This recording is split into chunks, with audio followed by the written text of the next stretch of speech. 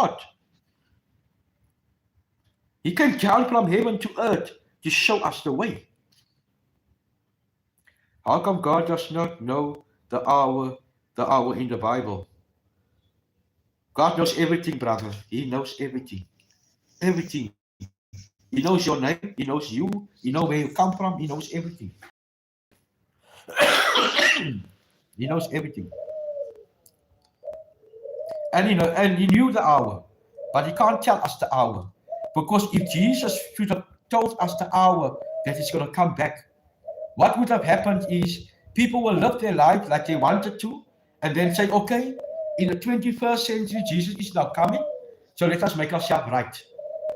So that's why the Bible says that Jesus will come like a thief in the night. So he wants us not to depend on the time and the date when he's going to come. He wants us to live right from the beginning. When we are born until the day we die, we must live a righteous